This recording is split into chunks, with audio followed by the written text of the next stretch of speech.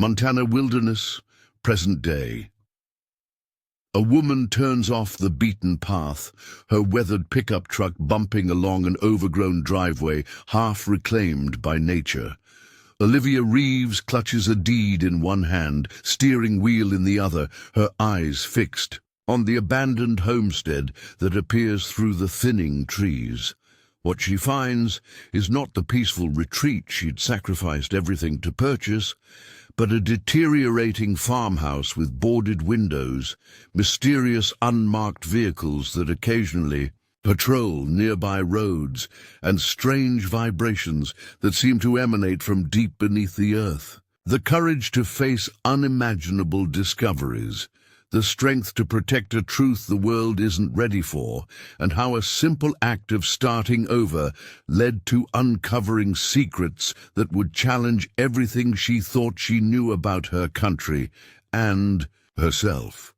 The late afternoon sun cast long shadows across the neglected property as Olivia parked beside what remained of an old barn. At 42, with dark hair streaked with premature silver and eyes that had seen more than their share of hardship, she carried herself with the quiet determination of someone for whom life had rarely been easy. "So this is it," she murmured, surveying what her life savings had purchased.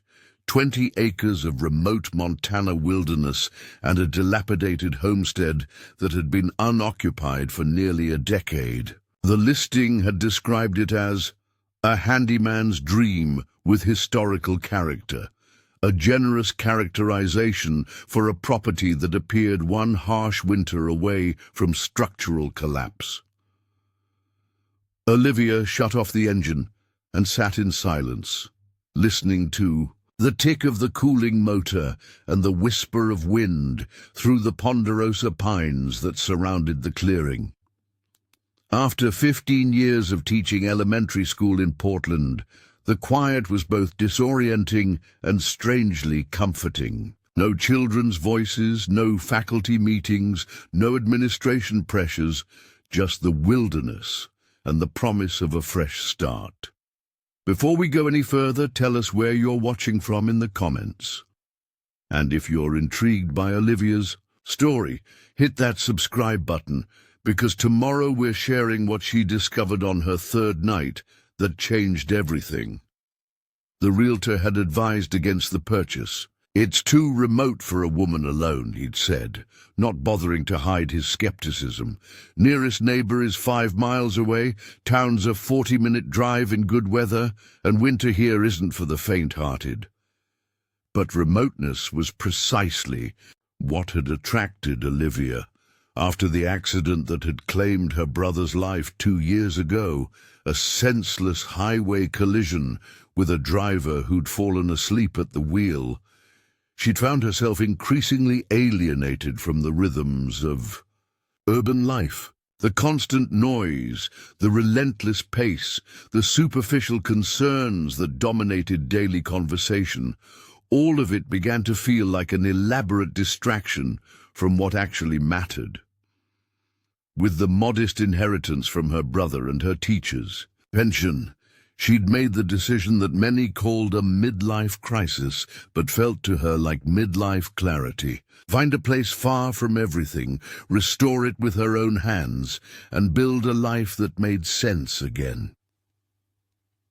Olivia stepped out of the truck, her boots sinking slightly into the soft earth. The homestead had once been a working farm, according to the county records, built in 1932 by a family named Caldwell, who had worked the land until the 1970s, when it was sold to a man called Richards. After that, its history became murky, changing hands several times before sitting vacant since 2015. The farmhouse itself was a 2-story structure with a wraparound porch that sagged precariously in several places. The white paint had long since surrendered to the elements, peeling away to expose weathered wood beneath. Most of the windows were boarded up, though whether to keep intruders out or something in, Olivia couldn't tell. To the east stood the skeletal Remains of the barn, its roof partially collapsed. Behind it, barely visible through years of unchecked growth, what appeared to be a series of smaller outbuildings. And beyond them, the land sloped upward toward densely forested hills that eventually gave way to mountains. As Olivia made her way toward the house, she noticed something odd about the ground beneath her feet. It felt unusually solid for farmland, almost as if there was something substantial under the topsoil, probably just packed earth from years of use, she reasoned, though the sensation lingered strangely in her awareness. The front door was secured with a heavy padlock that required the oversized key the realtor had provided. It turned with surprising ease, as if recently oiled, though that seemed unlikely given the property's abandoned state. The door itself protested loudly, hinges groaning as Olivia pushed it open and stepped into the musty interior. The layout was simple and traditional, a central hallway with rooms branching off on either side. To the right, what had been a formal living room, its fireplace choked with debris. To the left, a dining room connected to a kitchen that still contained an ancient cast-iron stove and a porcelain sink stained with rust. Straight ahead, a staircase led to the second floor, though several of the treads had rotted through, making immediate access impossible without repairs. "Home, sweet home," Olivia whispered to herself, her voice swallowed by the empty spaces around her. Despite the decay, there was something about the house that felt expectant, as if it had been waiting for her specifically. She dismissed the fanciful thought as she began a more methodical inspection. The kitchen cabinets contained nothing but dust and mouse droppings. The basement door was secured with another padlock, this one newer than the one on the front door. The key ring held nothing that matched it, which struck Olivia as odd. Why would someone lock an interior door in an abandoned house and not provide the key? As she continued her assessment, making mental notes of immediate repair priorities, a distant mechanical sound caught her attention. It was faint but distinct, the rumble of an engine approaching along the main road, about half a mile from the property. Curious, Olivia moved to the front window, carefully peeling back the edge of a tattered curtain. A black SUV with government plates drove slowly past the turnoff to her driveway, its occupants invisible behind tinted windows. There was no insignia or marking to indicate which agency it belonged to, just the distinctive color and plate type that signaled official business. It continued past without slowing, but the sight of it stirred an unexpected uneasiness in Olivia. Federal land bordered her property to the north and west, which could explain a government vehicle in the area. But something about the way it moved, deliberately almost patrolling, felt incongruous with routine forest management or park service activities. As daylight began to fade, Olivia realized she needed to prepare for her first night.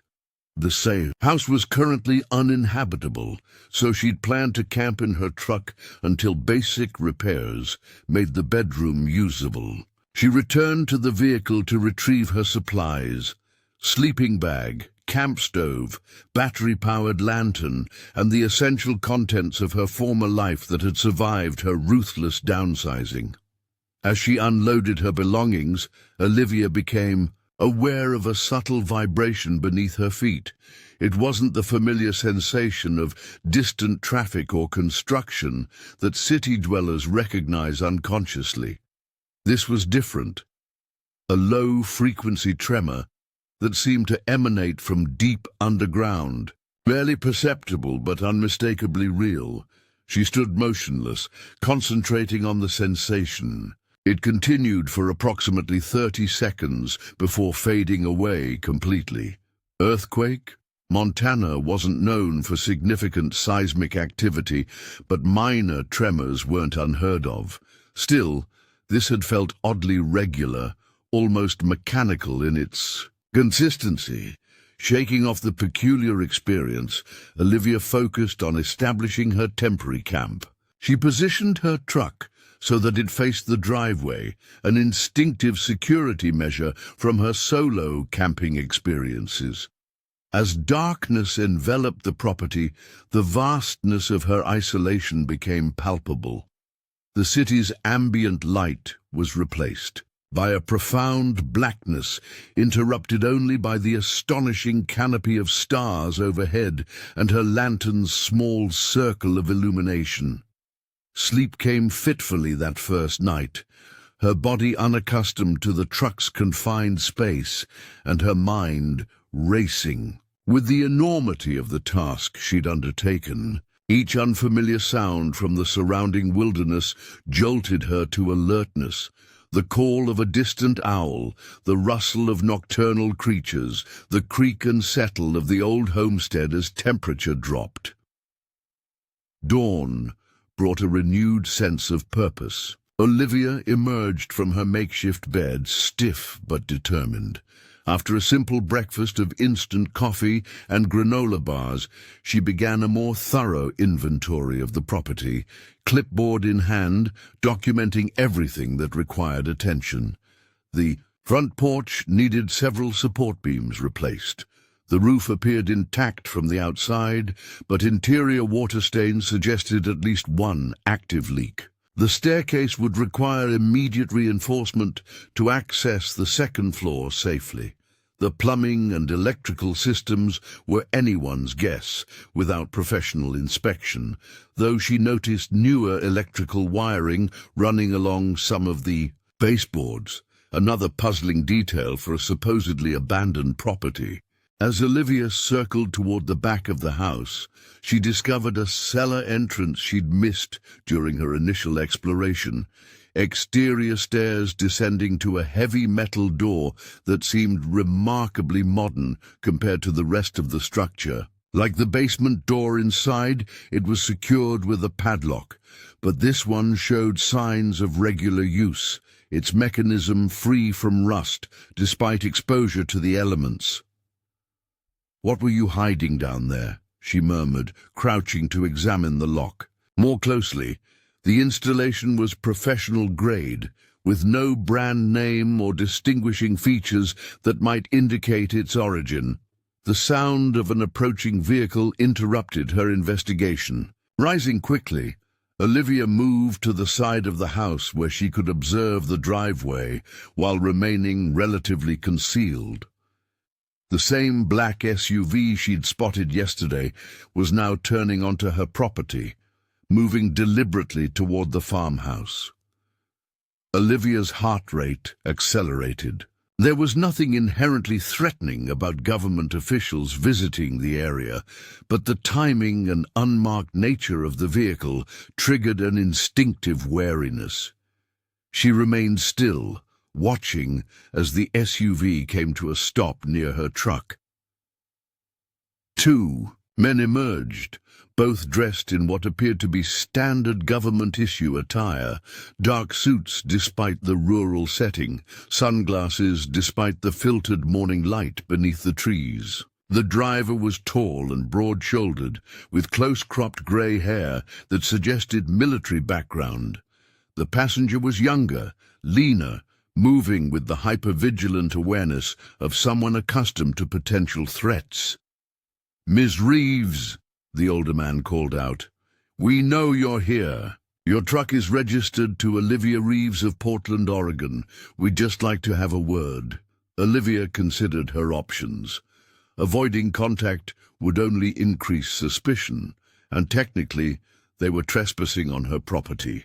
Better to establish boundaries immediately. She stepped out from the side of the house, consciously straightening her posture. "Can I help you, gentlemen?" she asked, her teacher's voice automatically projecting calm authority despite her internal uncertainty. "Ma'am?" The older man nodded slightly. I'm Agent Davis, and this is Agent Mercer, Department of Interior." He held up identification too briefly for Olivia to verify any details. The Department of Interior was a plausible cover for their presence, given the nearby federal lands, but something about their demeanor suggested a different agenda entirely. "We noticed you've purchased this property," continued Davis. "It's been unoccupied for some time. Mind if we ask your intentions?" "I'm restoring it as a residence," Olivia replied simply. "Is there a problem with that?"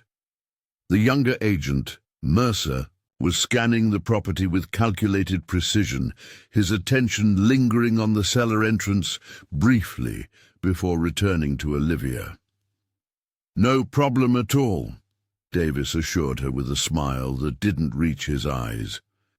"We just like to maintain awareness of changing occupancy in the area, security considerations for adjacent federal property." "What kind of federal property?" Olivia asked.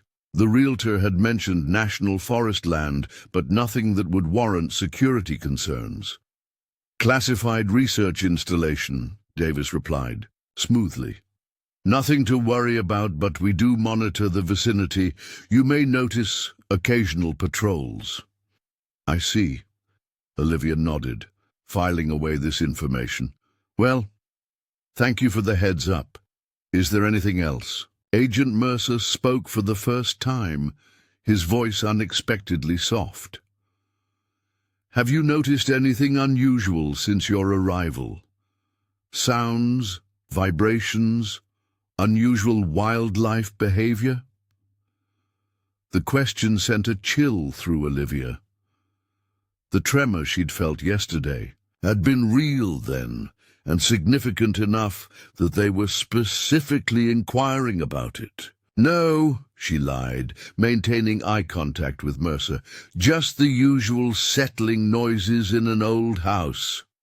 Davis and Mercer exchanged a brief glance, some unspoken communication passing between them. "All right then," Davis concluded. "We'll leave you to your renovations. Here's my card if you notice anything that seems out of the ordinary." He extended a simple white business card with only a name and phone number. No agency logo, no government email address, nothing to verify his claimed affiliation. "Appreciate the concern," Olivia said, accepting the card without examining it. "But I'm quite accustomed to solitude. I won't be making any unnecessary calls." The implied message was clear. She valued her privacy and didn't welcome uninvited visits. Davis seemed to register this, giving another tight smile. "Have a good day, Ms. Reeves," he said, turning toward the SUV. "We'll be seeing you around." The phrasing, casual but vaguely ominous, hung in the air as the agents departed.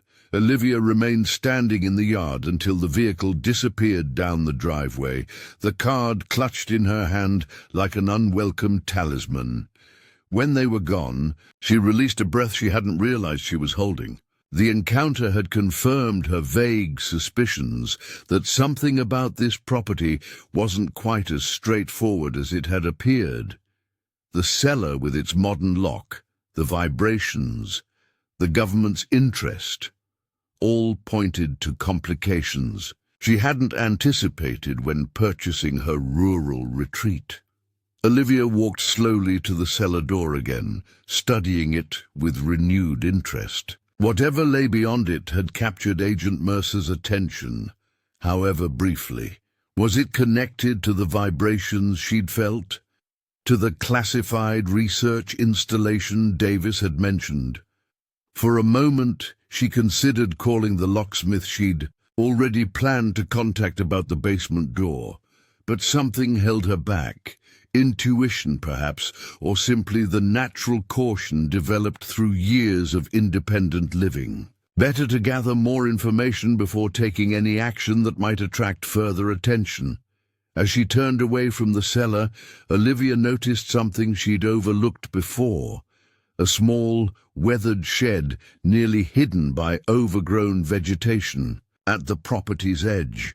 Unlike the other outbuildings, this one stood apart, positioned against the tree line as if deliberately concealed. Curious, she made her way toward it, pushing aside tangled brambles that clutched at her clothing. The sheds. Dubra hung askew on rusted hinges, requiring considerable force to open. Inside, instead of the expected farm implements or storage, she found a single object covered by a heavy tarp. Pulling the covering aside released a cloud of dust that caused her to step back, coughing. As the particles settled, the object was revealed.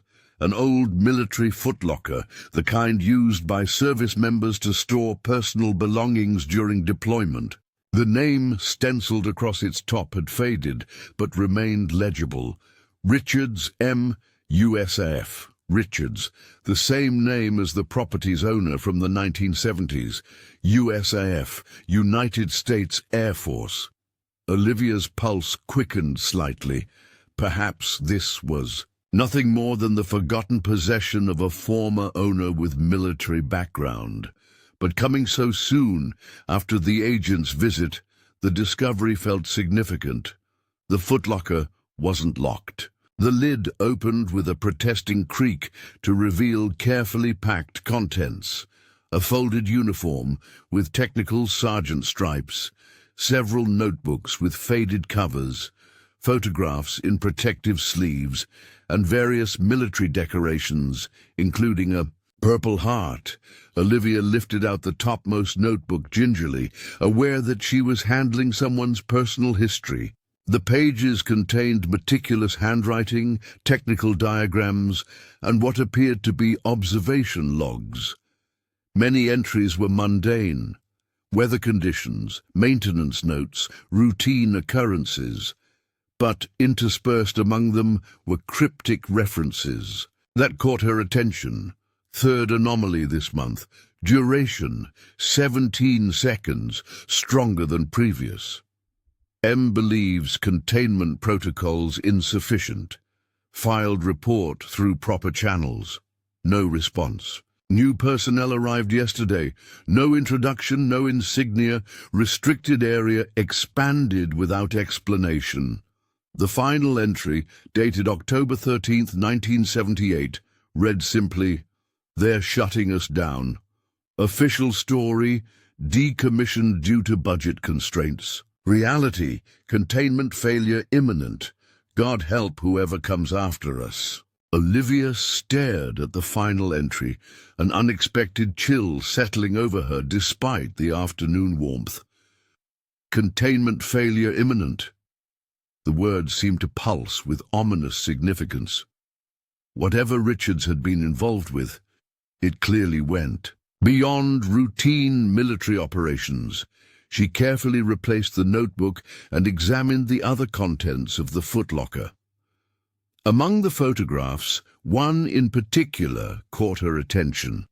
A group shot of 7 men in Air Force uniforms standing before what appeared to be a nondescript metal door embedded in a hillside. The location looked disturbingly familiar. Turning the photo over, she found handwritten names corresponding to each figure. Third from the left stood Sergeant Michael Richards, a lean man with watchful eyes and a tight smile that didn't quite reach them. But it was the background of the photo that truly captured Olivia's attention. The hillside entrance was located on her property. She was certain of it. The contours of the surrounding landscape matched the northern boundary where the land rose toward the mountains. Yet in her initial exploration, she'd seen no sign of such a structure.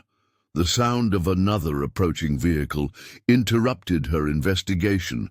Quickly, she gathered the notebook and photographs, tucking them into her jacket before covering the footlocker and exiting the shed. This time, the vehicle was a mud-spattered pickup truck with local plates, moving unhurriedly up her driveway.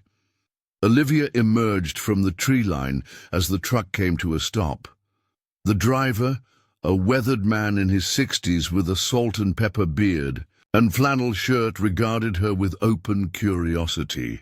"Didn't mean to startle you," he called, climbing out with the stiff movements of someone accustomed to physical labor. "Name's Jack Holloway. Got a place about 5 miles east of here. Noticed your truck yesterday. Thought I'd stop by and introduce myself." The straightforward greeting eased some of Olivia's tension. "Olivia Reeves," she replied, moving forward to shake his offered hand. "Just took ownership yesterday.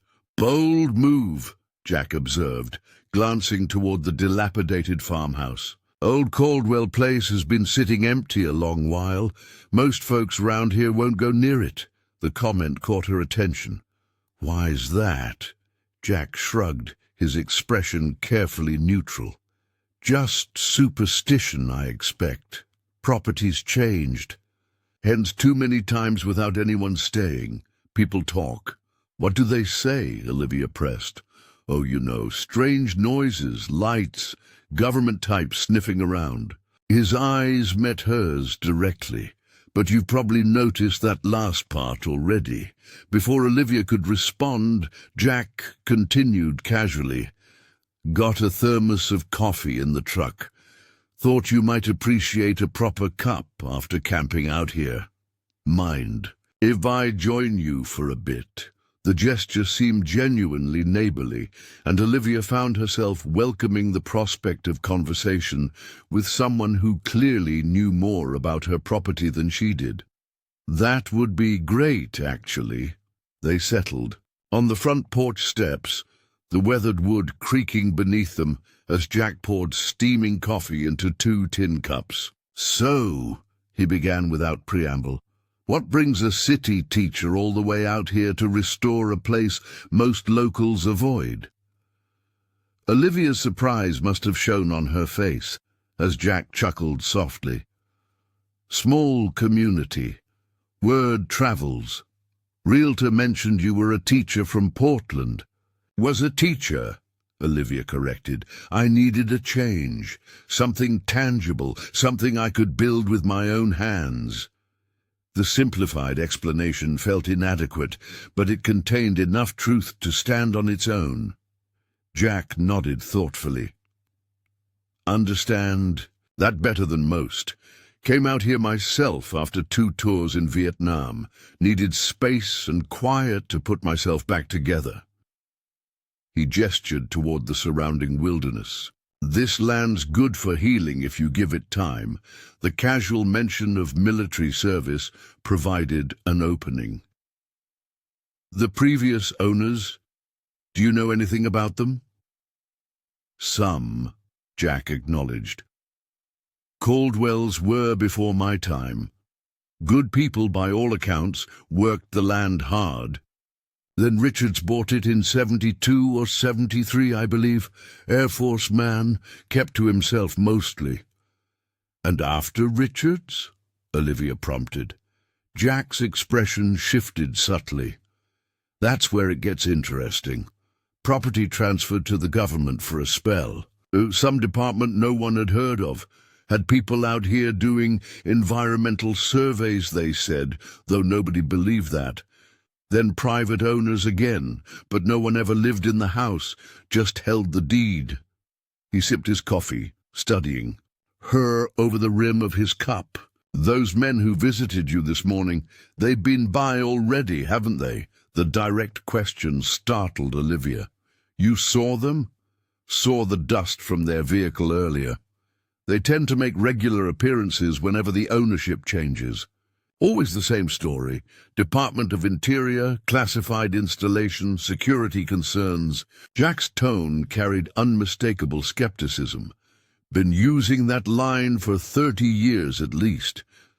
Olivia hesitated, weighing how much to share with this stranger, who nonetheless seemed to be offering genuine information. "They asked if I'd noticed anything unusual, specifically mentioned vibrations." Jack's weathered face remained impassive, but something flickered in his eyes. Recognition, perhaps. And had you? Yes, she admitted. Last evening, like something mechanical running deep underground. He nodded slowly, as if she'd confirmed a long-held suspicion.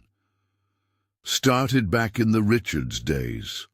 Most folks around here have felt them from time to time, especially when the weather changes. Government types always denied any connection to their research facility, whatever that is. Do you know where this facility is located? Olivia asked. Officially, it doesn't exist. Jack's mouth quirked in a half-smile. Unofficially, the entrance is about 3 miles west of your property line, though you won't find it on any map, and there's nothing to see from the main road. Just a fence with warning signs about environmental hazards. The information aligned with what Olivia had begun to piece together.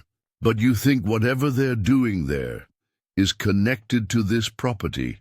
I think, Jack said carefully, that Richards was involved with them until something went wrong. He sold suddenly, packed up in the middle of the night, according to Old. Sam Wilson, who was sheriff back then. After that, the government took a special interest in whoever owned this place. They sat in silence for a moment, the implications hanging in the air between them. Finally, Jack spoke again, his voice lower. Look, Ms. Reeves, I don't mean to scare you off most days. This is just beautiful country with good people trying to live quiet lives. But there's history here that doesn't make it into the property. Disclosure forms. He regarded her steadily. If you decide to stay, might be helpful to have someone you can call on if things get strange. Someone who won't dismiss what you're seeing or hearing. The offer of alliance was clear. I appreciate that, Mr. Holloway. Jack, he corrected. And this is for you. He reached into his pocket and extracted a folded piece of paper with a hand-drawn map. My place is here. Got a landline since cell. Service is spotty. Numbers at the bottom. As Olivia accepted the map, Jack continued, One more thing. If you're serious about fixing up this place, I'd recommend Terry Walsh for the structural work. Former combat engineer, knows how to keep his mouth shut about anything unusual he might come across during renovations. The deliberate phrasing, suggested Jack.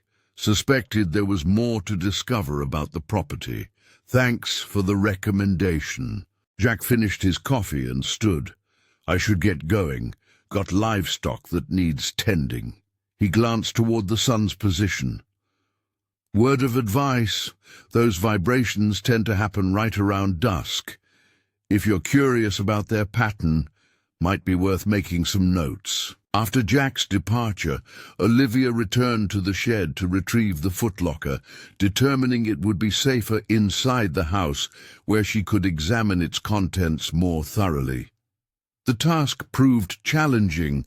The military chest was substantially heavier than she'd anticipated, requiring all her strength to drag it across the uneven ground to the farmhouse.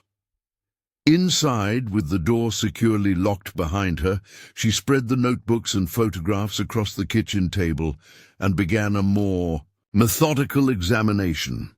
The earliest journal dated to 1972, shortly after Richards had purchased the property. Initial entries focused on mundane aspects of rural life. Repairs to the house, plans for the land, complaints about the harsh winter, but by 1973, the tone shifted dramatically. References to the project began appearing with increasing frequency. Cryptic notations about energy readings, containment fields, and unusual atmospheric effects were interspersed with expressions of growing concern. Project directors insist all parameters remain within acceptable limits despite 3 breaches. This quarter, beginning to question their definition of acceptable. New equipment installed beneath Northeast Field required significant excavation, told neighbors it was for agricultural drainage, hating the lies, but orders are orders.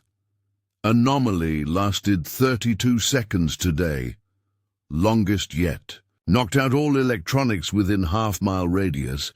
Official response: adjust documentation to reflect 15-second duration.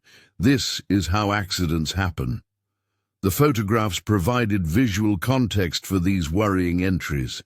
Several showed what appeared to be scientific equipment being installed in various locations around the property. Others documented unusual atmospheric phenomena, strange light patterns, peculiar cloud formations, what looked like distortions in the air itself captured on film. Most disturbing were the technical diagrams, detailed illustrations of what Richards labeled as the containment system. These depicted a sprawling underground facility extending well beyond the boundaries of the house itself, with the cellar serving as one of multiple access points. According to the schematics, the primary facility lay directly beneath the northeast field, connected to a larger installation that extended into the adjacent federal land. Olivia's attention was drawn to repeated references to something called Project Echo. Richards never explicitly defined it, but his entries conveyed mounting anxiety about its stability and safety. By 1978, his final entries reflected outright alarm, E-field expanding beyond projected parameters, containment showing critical stress patterns, command refusing to acknowledge danger signs. History repeats itself, Ravenwood all over again, but this time I won't stay silent. The mention of Ravenwood appeared several times in the later entries, always in the context of some previous incident that Richard seemed to view as a cautionary tale. Yet he never elaborated on what had happened there, as if the mere name was explanation enough for whoever might read his journals. As dusk approached, Olivia found herself anticipating the vibration Jack had suggested might occur. She positioned herself on the front porch, notebook in hand, prepared to document whatever might happen. The sun dipped below the western mountains, casting long shadows across the property. Right on cue, as twilight deepened, the sensation began. A low-frequency tremor that seemed to emanate from deep below. This time, Olivia focused intently on the experience, noting its characteristics. The vibration had a distinct pattern. 15 seconds of increasing intensity, a brief pause, then another 20 seconds before fading entirely. It didn't feel random or natural like seismic activity. Instead, it carried the rhythmic signature of machinery, of something mechanical operating on a schedule. Moreover, she noticed something the first occurrence had masked: a subtle directional quality. The vibration felt stronger when she moved toward the northeast field, exactly where Richard's diagrams had indicated the primary installation was located. When the sensation faded, Olivia made careful notes, then returned to her examination of the footlocker's contents. At the very bottom, secured in a waterproof case, she discovered a set of keys. Old-fashioned, heavy metal keys that might correspond to the locked doors she'd encountered. The discovery sent a surge of anticipation through her. The basement door, the cellar entrance, both had seemed incongruously secure for an abandoned property. Now she potentially held the means to discover what lay beyond them. Night had fallen completely by the time she selected a key that seemed to match the basement door's padlock. With flashlight in hand, heart pounding with equal parts excitement and apprehension, she approached the locked door off the kitchen. The key slid in smoothly and turned with a solid click. The padlock fell open, Olivia hesitated, suddenly aware of the magnitude of crossing this threshold. Based on Richard's journals, whatever lay beyond this door connected to something significant enough to warrant decades of government monitoring. Was she prepared for what she might find? The teacher in her, the part that had spent a lifetime encouraging curiosity and discovery, answered decisively. Knowledge, however unsettling, was preferable to ignorance. She removed the padlock, turned the handle, and pulled the door open. Stale air rushed out, carrying the scent of dust and something else, a slightly metallic odor she couldn't immediately identify. Her flashlight beam revealed a standard set of wooden stairs descending into darkness. Nothing immediately unusual, though the steps themselves looked newer than the rest of the house, possibly replaced within the last decade. Cautiously, Olivia began her descent. The stairs creaked softly beneath her weight, but felt structurally sound. At the bottom, rather than the dirt-floored storage space she had expected, she encountered a concrete room approximately 15 feet square. The walls were unfinished, the floor smooth and level. It might have been an unremarkable basement renovation except for two features that immediately captured her attention. First, the far wall contained what appeared to be a bank vault door, circular, metal with a sophisticated locking mechanism that seemed wildly out of place in a rural farmhouse. Second, the entire room was lined with what looked like copper mesh embedded in the concrete, creating a continuous metallic barrier on all surfaces, including the ceiling. Olivia approached the vault door, her flashlight illuminating a keypad mounted beside it. Modern technology incongruously paired with the older mechanical lock. A small red light indicated the system was active, despite the house's otherwise abandoned state. As she examined the door more closely, she noticed something scratched into the metal near the hinges. Not factory markings, but something added. Later, leaning closer, her breath caught as she made out the words, Project Echo, authorized personnel only, containment level 2. The same project designation from Richard's journals, confirmation that his writings weren't paranoid delusions, but documentation of something very real. Olivia ran her fingers over the engraved text, a tangible connection to the history she was uncovering. The sound of her own name made her jump. Faint but distinct, it seemed to emanate from the top of the stairs. Ms. Reeves? Olivia whirled, her flashlight beam cutting through the darkness toward the staircase. No one was visible, but the basement door above stood open, silhouetting a figure at the top of the steps. "I did knock," came the smooth voice of Agent Davis. "When you didn't answer, we became concerned." Olivia's pulse spiked, anger immediately displacing her initial fear. They had entered her home without permission. "This is private property," she called up, struggling to keep her voice steady. "You're trespassing." "Actually, Ms. Reeves," Davis replied, beginning to descend the stairs with measured steps. "This particular area falls under federal jurisdiction regardless of who holds the deed to the surface property." A second figure appeared at the top of the stairs. Agent Mercer, his silhouette distinctive against the faint light from the kitchen. "You should have called us when you found the keys," he said, his soft voice somehow more unsettling than Davis's authoritative tone.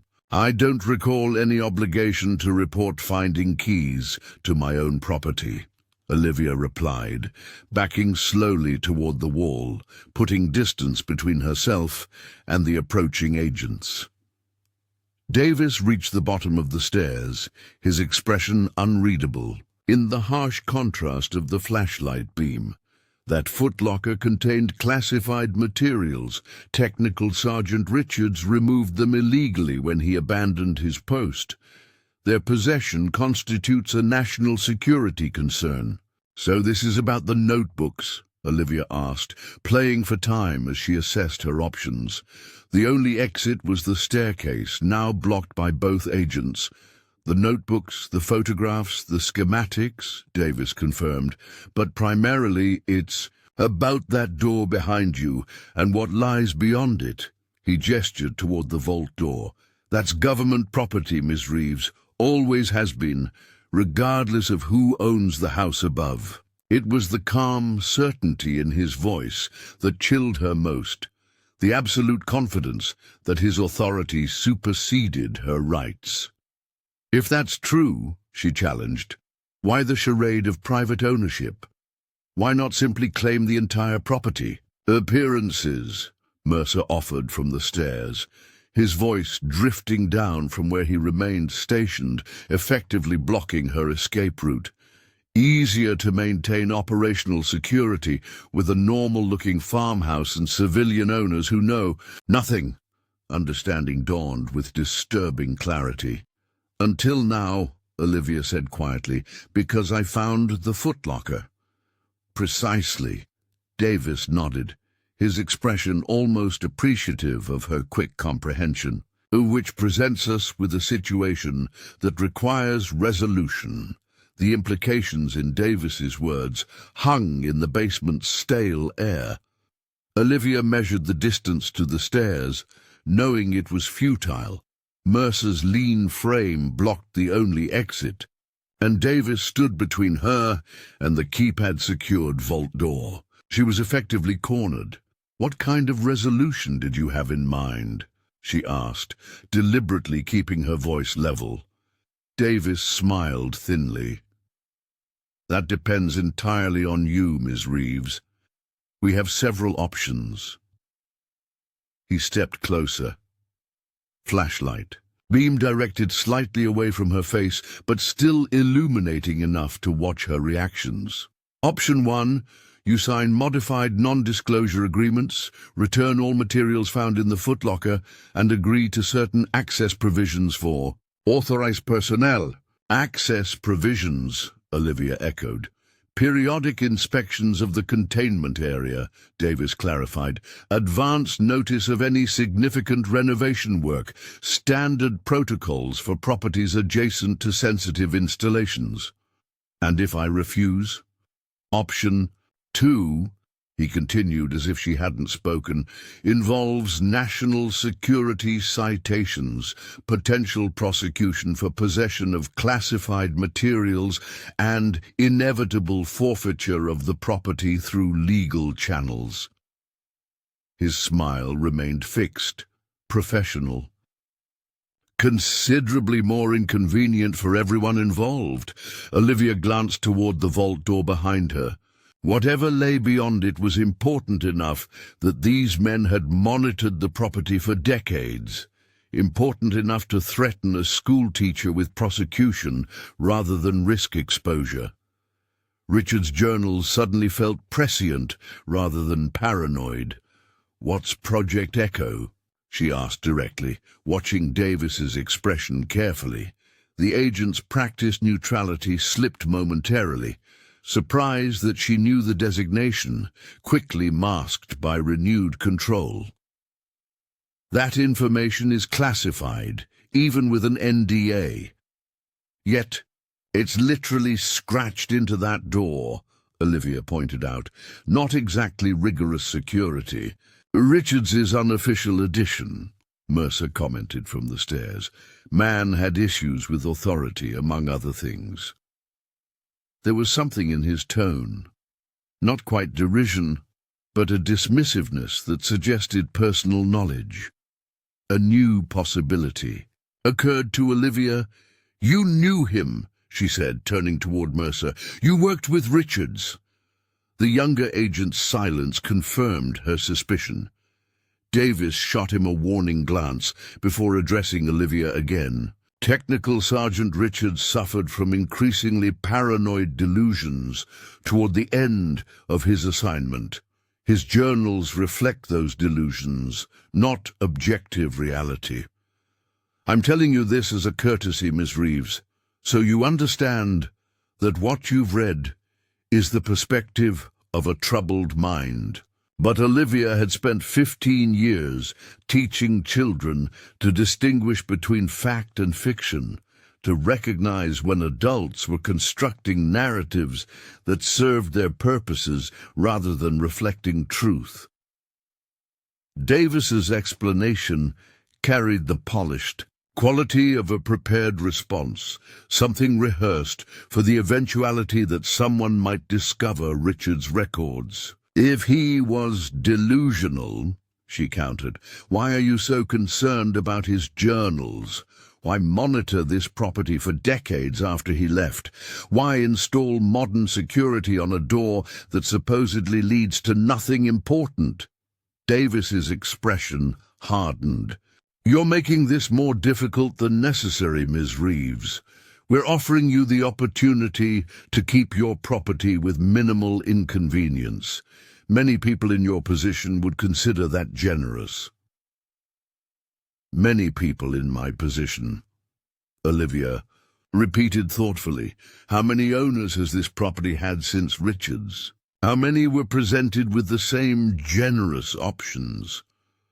The basement fell silent, except for the faint hum of the electronic keypad beside the vault door.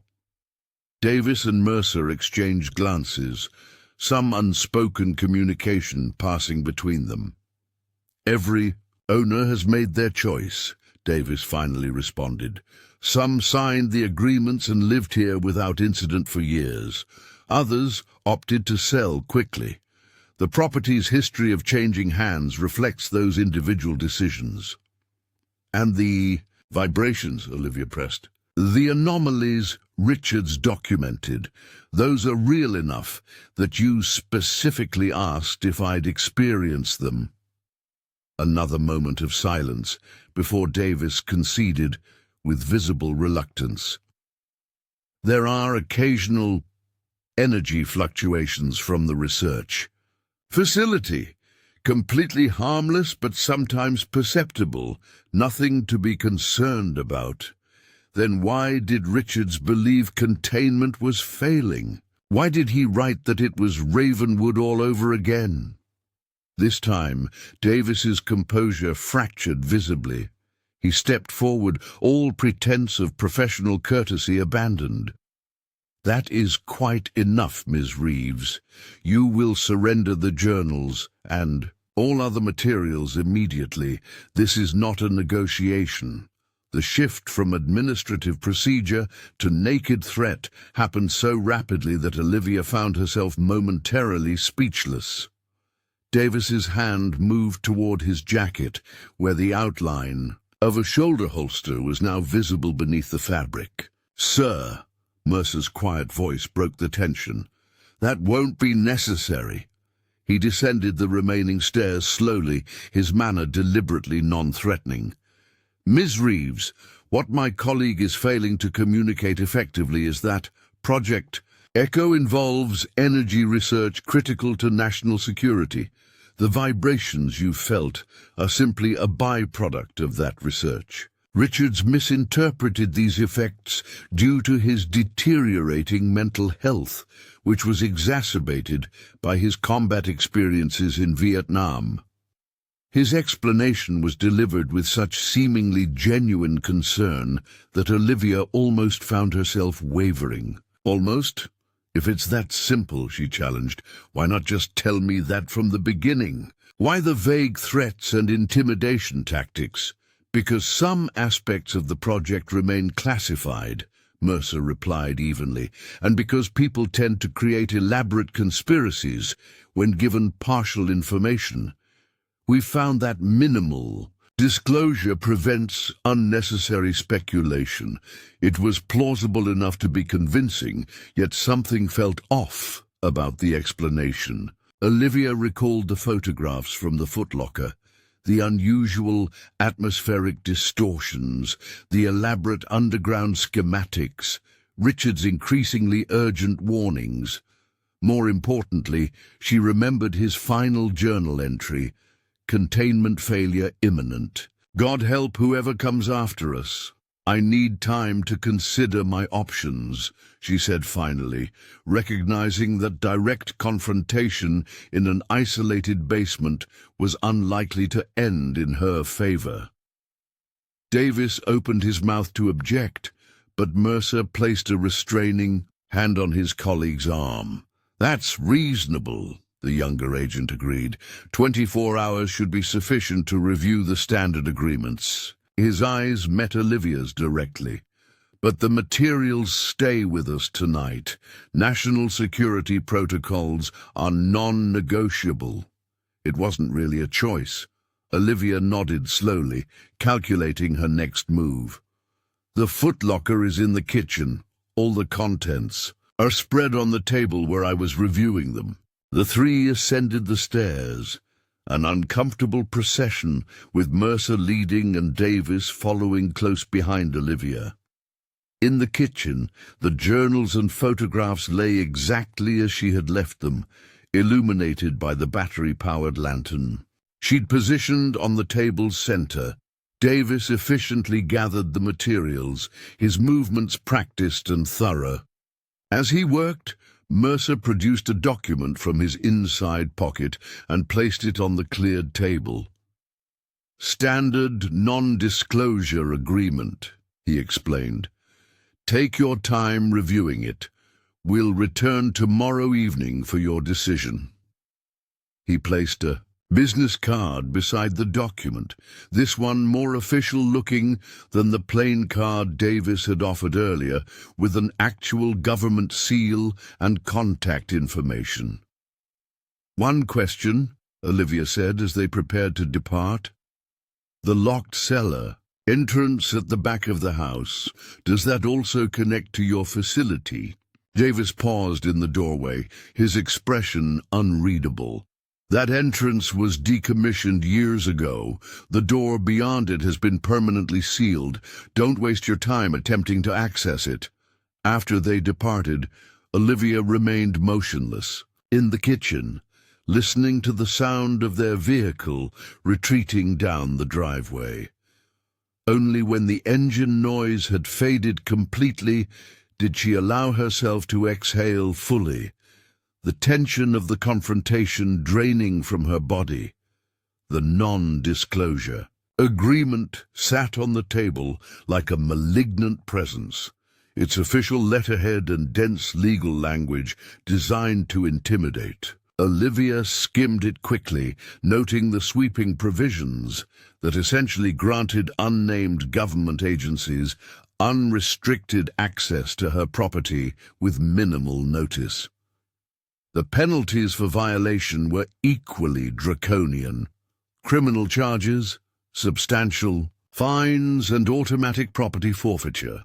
What troubled her most, however, was what the document didn't say. Nowhere did it specifically identify the agency involved or define the nature of Project Echo. The deliberate vagueness suggested that signing would consign her to peripheral awareness of something potentially dangerous occurring literally beneath her feet, with no real understanding of the risks involved. Richards had understood those risks, and it had apparently cost him his career, possibly his safety. His final warning echoed in her mind, made all the more ominous by Davis's visible reaction to the mention of Ravenwood. Olivia moved to the window, watching as headlights appeared briefly on the distant main road, the agents, presumably returning to their research facility. The encounter in the basement had confirmed several critical facts. The underground installation was real. It was still active, and whatever Project Echo entailed, it was significant enough to warrant ongoing security concerns nearly 50 years after Richard's departure. Most importantly, despite Mercer's reasonable tone and Davis's intimidation tactics, Neither had denied the essential truth of what Richards had documented. They had merely attempted to discredit him personally while avoiding substantive contradictions of his claims. Drawing a deep breath, Olivia made a decision. She couldn't sign the agreement, not without understanding what she was truly agreeing to. But direct refusal would likely trigger the option 2 Davis had outlined. Legal actions that would ultimately force her from the property, and possibly worse. She needed more information, and she needed allies. Jack Holloway's hand-drawn map lay where she had left it on the kitchen counter. His parting words returned to her. If you decide to stay, might be helpful to have someone you can call on if things get strange. Things had indeed gotten strange, far more rapidly than she could have anticipated. Gathering her keys and flashlight, Olivia stepped outside into the night air. The agents had confiscated Richard's journals, but they couldn't know that she had already photographed several key pages with her phone, including the technical schematics of the underground facility. If Davis's claim about the cellar entrance being decommissioned was false, and Olivia strongly suspected it was, those schematics might reveal an alternative access point to discover what Project Echo truly entailed. The night had grown. Cold, stars crystalline in the clear mountain air. Olivia's breath formed visible puffs as she made her way cautiously toward her truck, acutely aware of every sound in the surrounding darkness. She had no illusions about privacy. After the basement, confrontation, surveillance seemed inevitable. Whether electronic or human, she had to assume someone was watching. The truck started on the first try, its familiar rumble providing odd comfort as she navigated the rutted driveway toward the main road. According to Jack's map, his ranch lay about 15 minutes east, assuming the unpaved roads were passable. As she drove, Olivia mentally catalogued what she knew versus what she suspected. Known. The property contained access points to a government facility that had operated since at least the early 1970s. The facility generated periodic energy fluctuations powerful enough to be felt as vibrations throughout the surrounding area. Richards, a technical sergeant with the Air Force, had become increasingly concerned about containment failures before abruptly leaving. Suspected. Whatever was being contained posed genuine danger, significant enough that Richards had compared it to something called Ravenwood, an incident that had visibly disturbed Davis. The recent interest in her property purchase wasn't routine security protocol, but specific concern about the footlocker and its contents. The implications were disturbing. If Richards's warnings were legitimate, she was living directly above something volatile enough to warrant decades of careful monitoring and immediate intervention when his records were discovered. The road curved sharply as it descended into a small valley, headlights briefly illuminating a weathered mailbox with Holloway painted in faded letters. Olivia turned onto an even narrower track that wound through stands of lodgepole pine, before opening onto a modest clearing containing a well-maintained cabin with light glowing from its windows. As she pulled up, the cabin door opened.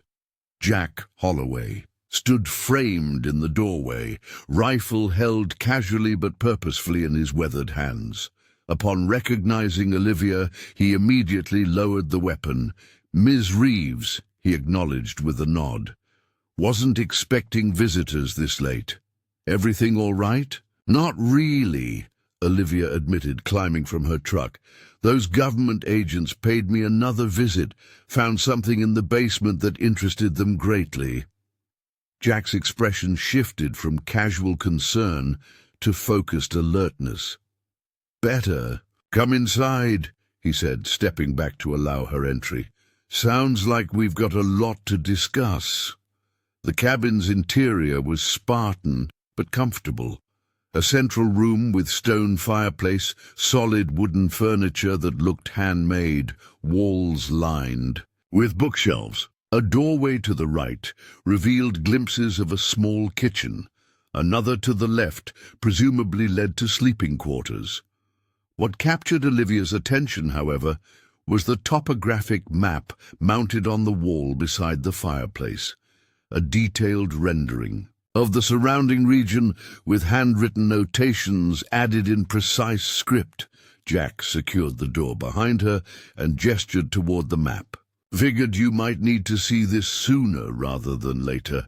Been documenting strange occurrences in these parts for almost 30 years now. The map was meticulously annotated with dates and symbols, concentrated most heavily around Olivia's property and extending outward in concentric patterns. Some notations were accompanied by small photographs pinned to the map, unusual cloud formations, strange light phenomena, precise images of what Richards had documented in his journals. You've been tracking the anomalies, Olivia said softly. Jack nodded, setting his rifle in a rack by the door before moving to stand beside her. Started as personal curiosity after I felt the vibrations my first year here. Then I noticed patterns, times of day, weather conditions, seasonal variations. After a while, it became clear something systematic was happening. Project Echo, Olivia murmured. Jack's head snapped toward her, eyes sharp with sudden intensity. Where did you hear that name? It was inscribed on a vault door in my basement, she explained, and mentioned repeatedly in journals kept by the former owner, Michael Richards, Technical Sergeant, Air Force. The older man's weathered face registered recognition. Richards? He repeated thoughtfully. Names come up in my research. There were rumors back in the 70s about a whistleblower who tried to warn people about what was happening at the facility. He studied her with new interest. You found his records? I did, Olivia confirmed, but the agents confiscated them tonight after I discovered the access point in the basement. Jack moved to a cabinet near the fireplace, extracting a bottle of whiskey and 2 glasses. Sounds like you've had one hell of an introduction to the neighborhood, he observed dryly, pouring generous measures. Davis and Mercer, I'm guessing. You know them. Olivia accepted the offered glass. They make the rounds whenever something unusual happens. Standard procedure. Intimidate, obfuscate, offer just enough plausible explanation to discourage further questions. Jack's expression hardened. Been doing it for decades. Different agents sometimes, but always the same approach. He gestured for her to take a seat in one of the armchairs flanking the fireplace. What exactly did you find in that basement, if you don't mind my asking? Details help, especially with those two. Olivia described the concrete room with its copper mesh lining, the vault door with keypad security, and the agent's reactions to her questions about Project Echo and Ravenwood. As she spoke, Jack's expression grew increasingly grave. Ravenwood, he repeated when she finished. That's new information, and it confirms some theories I've been working on. He moved to a bookshelf, extracting a thick binder filled with newspaper clippings and photocopied documents. There was an incident in Nevada, 1962. Official records call it a contained radiation leak at a government testing facility. Minimal casualties, area secured. He opened the binder to a faded newspaper article with the headline, Desert Research Station Evacuated After Equipment Malfunction. The dateline read, Ravenwood, NV, August 17th, 1962. Unofficial sources, Jack continued, suggest something quite different. Witnesses reported unusual atmospheric effects for weeks preceding the incident. Lights in the sky, electronic failures, unexplained animal deaths. Sound familiar? Like Richards's journals, Olivia confirmed. He documented similar phenomena around my property in the 70s. Jack nodded grimly. Whatever they were working on in Ravenwood went catastrophically wrong. The facility was permanently decommissioned. The surrounding area declared a restricted zone that persists to this day. If Richards was comparing Project Echo to Ravenwood, he believed a similar catastrophe was possible here, Olivia finished. The implications chilled her despite the cabin's warmth. Davis and Mercer claim the project is simply energy research with occasional harmless side effects. And they want you to sign non-disclosure agreements and forget what you've seen, Jack surmised. Standard approach. Most people comply out of fear or self-interest. What happens to those who don't? Depends on how much they know and who they might tell. Jack's tone was matter-of-fact.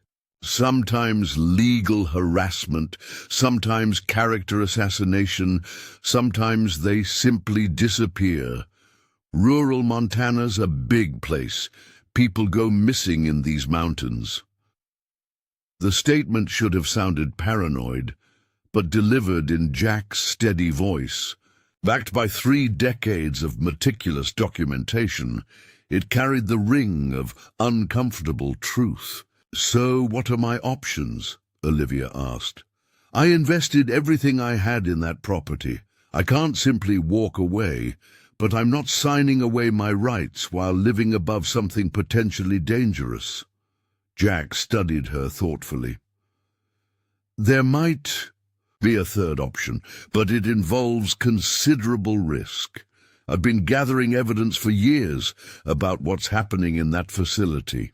With what you've discovered, especially Richards's first-hand accounts, we might have enough to force official acknowledgement and oversight. Public exposure. Olivia frowned. Wouldn't that just trigger their worst countermeasures? Not public, Jack clarified. Targeted disclosure to specific oversight authorities with sufficient power to demand accountability. I have contacts, former military, journalists with security credentials, an aide to a congressman on the Armed Services Committee. People who can ask questions in places where those questions can't be easily dismissed. He leaned forward, expression intent. But first, we need to understand exactly what Project Echo is. Richards's journals would have been invaluable, but since they've been confiscated, he paused, thinking. You mentioned a cellar entrance that Davis claimed was decommissioned. Yes, Olivia confirmed, but I suspect he was lying. Richards's technical diagrams showed multiple access points to the underground facility. Then that's our starting point, Jack decided. We need to verify whether that entrance is truly sealed, and if not, determine what lies beyond it. He rose, moving, to a chest near the back wall. I may have equipment that can help with that modern lock you described. Jack opened the battered footlocker, revealing an organized collection of tools and electronic equipment that seemed incongruously sophisticated for the rustic cabin. Vietnam taught me many skills, he explained, noticing Olivia's expression. 2 decades as a communications specialist with Force Recon leaves you with certain abilities. He selected several items, placing them carefully in a canvas backpack. A compact electronic device with a digital display, various tools that Olivia couldn't identify, and what appeared to be a modified tablet computer. The security system you described is standard government implementation from about 5 years ago, Jack continued. Not top tier, they save that for facilities that officially exist, but formidable enough to discourage casual intrusion. He added a small metallic case to the collection. This should help us bypass it without triggering alerts. Olivia watched him with growing curiosity. You seem remarkably prepared for this situation. I've been waiting 28 years for someone to find concrete evidence of what's happening in that facility, Jack replied, without looking up. Richards's journals, that vault door with Project Echo inscribed on it. Those are the first tangible confirmations I've encountered. He straightened, meeting her gaze directly. People in town think I'm a paranoid veteran with too much time on his hands. Maybe they're right about the paranoid part, but I know what I've documented. He gestured toward the map with its meticulous notations. Those anomalies have been increasing in frequency and intensity. Whatever they're doing down there is escalating, and if Richards's warnings about containment failure were accurate, we might be facing something far worse than government harassment. Like Ravenwood, Olivia said quietly. Potentially. Jack checked his watch. It's nearly midnight. Davis and Mercer will expect you to spend the night reviewing their paperwork. They're unlikely to return before tomorrow evening, which gives us a narrow window to investigate. Tonight? Olivia hadn't anticipated such immediate action. First rule when dealing with these operations, never do what they expect. Jack shouldered the packed bag. They'll have surveillance on your property, but it's typically motion-triggered cameras at access points, maybe periodic drive-bys. Nothing continuous unless they have specific concerns. Which they now do, Olivia pointed out. After finding me in the basement with that door, Jack considered this. Fair point, but they still have to report up the chain, get authorizations for enhanced surveillance. Bureaucracy works in our favor tonight. They won't have assets in place yet for constant monitoring. He retrieved his rifle, checking it with practiced efficiency before slinging it over his shoulder. My truck has off-road capabilities your vehicle doesn't. We'll approach through the northern tree line. Stay well clear of the main access points. The decisiveness in his manner left little room for hesitation. Olivia found herself nodding agreement, despite the rational part of her mind screaming that breaking into a government facility with the man she'd met only hours ago was the height of foolishness. Yet something about Jack inspired confidence. The meticulous nature of his documentation, the no-nonsense practicality of his approach, the simple fact that his observations corroborated what she had discovered independently. They departed in Jack's pickup, lights off, as they navigated the narrow Forest Service road that curved around the western edge of Olivia's property. The truck moved with surprising quietness, engine barely audible even in the still night air. Modified. Exhaust system, Jack explained, noting her surprise. Hunting adaptation doesn't spook the wildlife. The truck finally came to a stop in a dense stand of trees approximately half a mile from the farmhouse, well hidden from any conventional surveillance.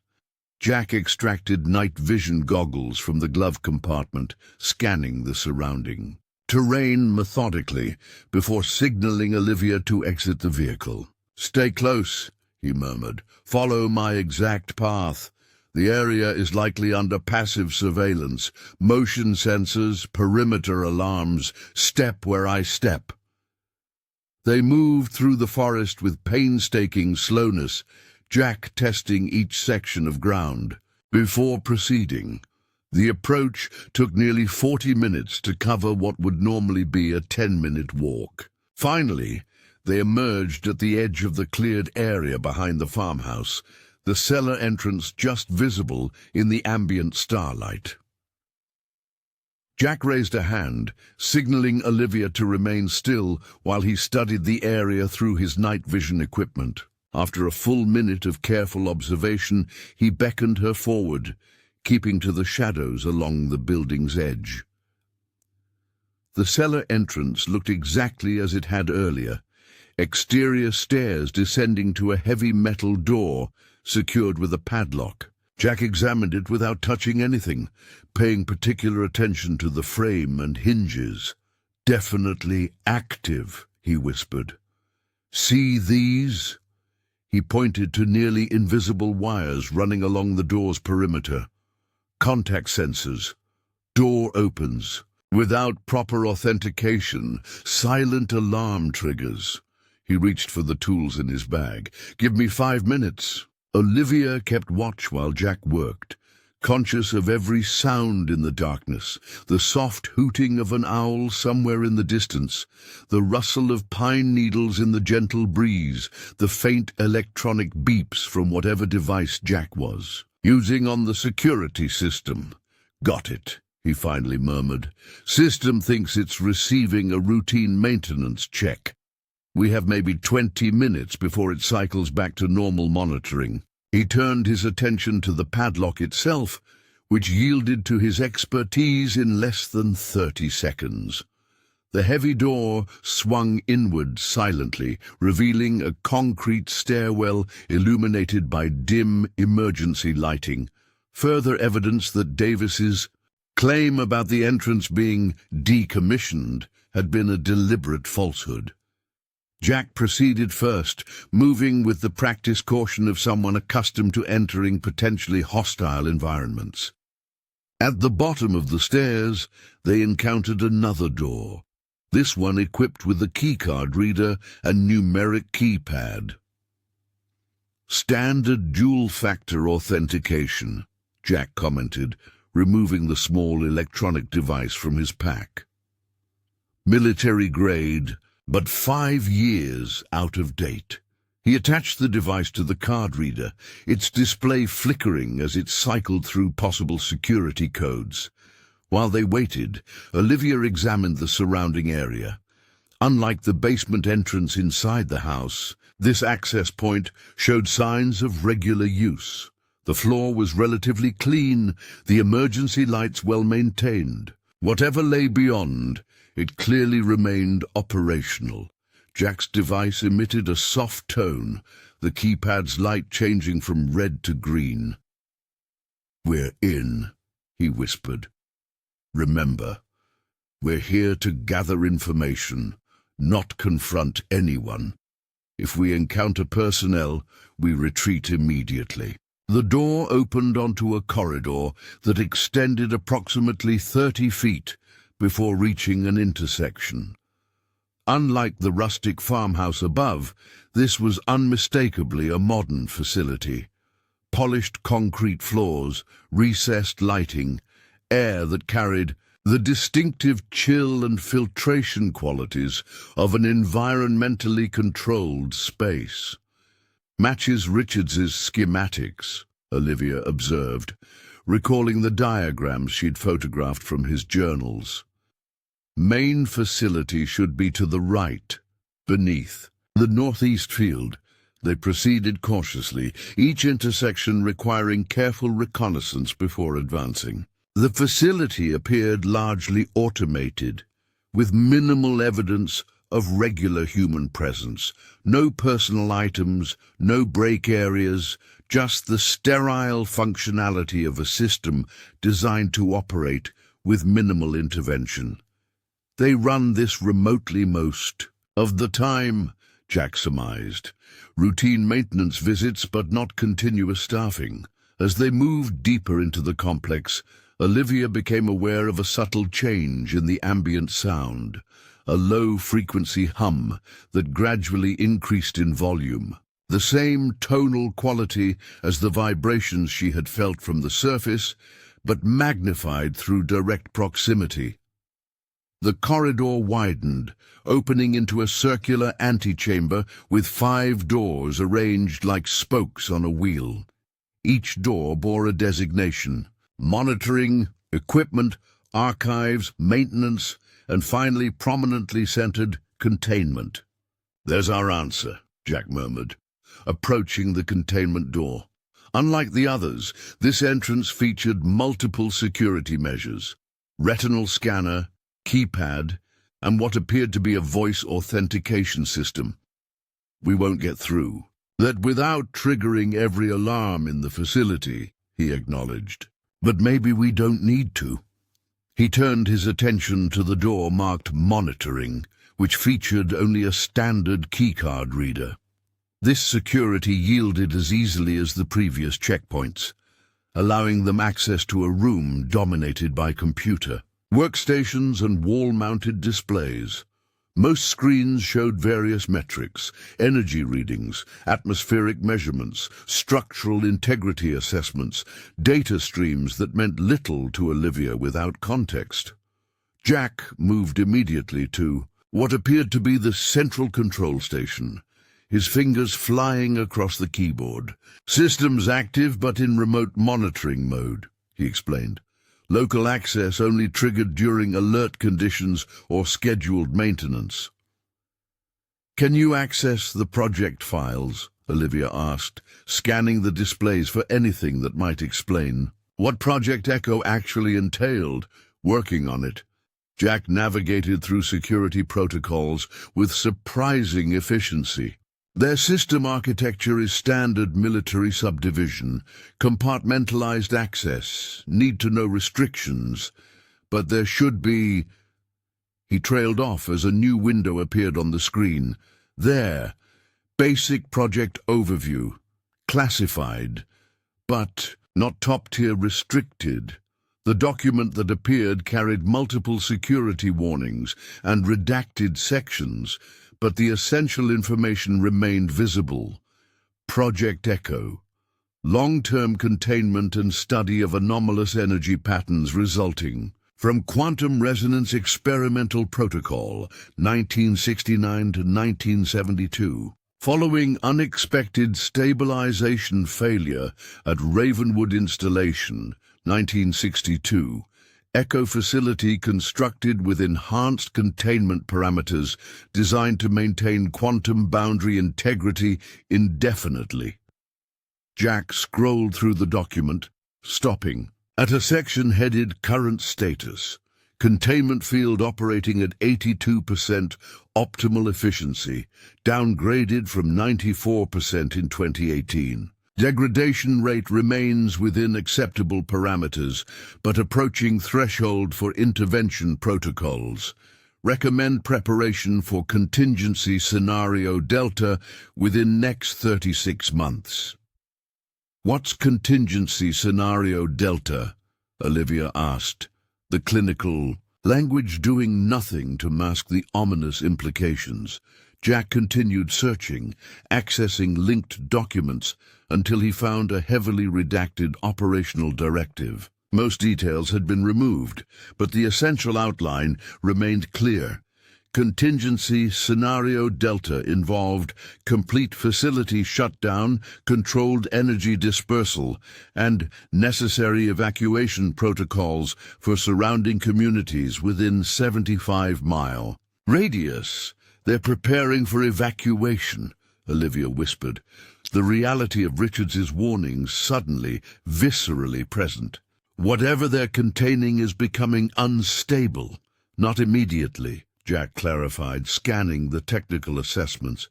"They're projecting failure within approximately 3 years, but these degradation rates..."